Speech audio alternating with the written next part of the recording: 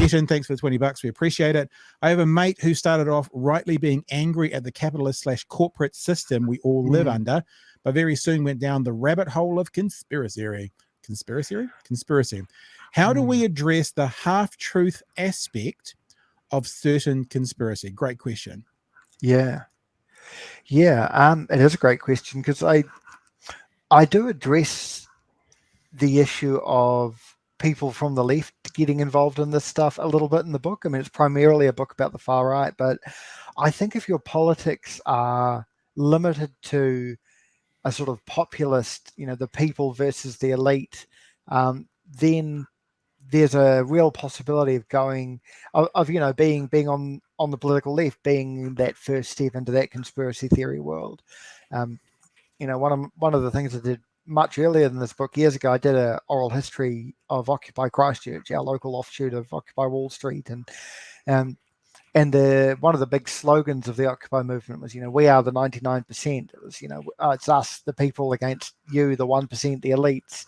And I think that when the far right is pushing this same idea that, the small group of elites are trying to reshape the world, then people who might have been drawn into like left-wing populism years ago can say like, yeah, I'm on board with that, and then they can take on some of the other ideas.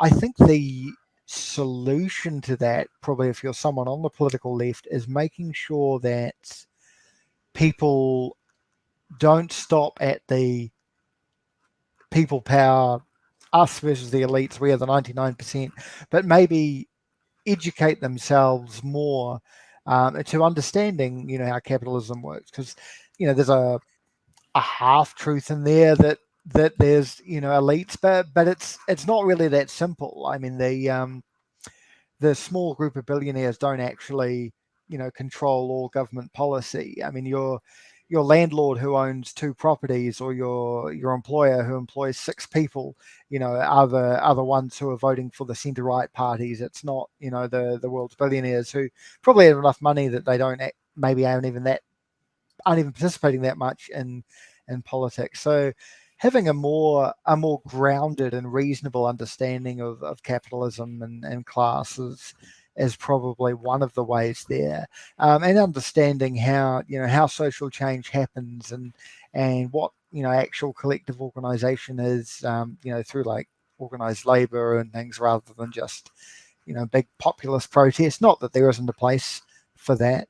I don't have a pre-prepared syllabus for things you can read or study, but there's I mentioned I used to do a YouTube channel a few years ago now. It's kind of still going, but there was this whole movement, BreadTube, which was often a lot of quite highly educated people putting out this kind of intellectual left-wing content in a very accessible format.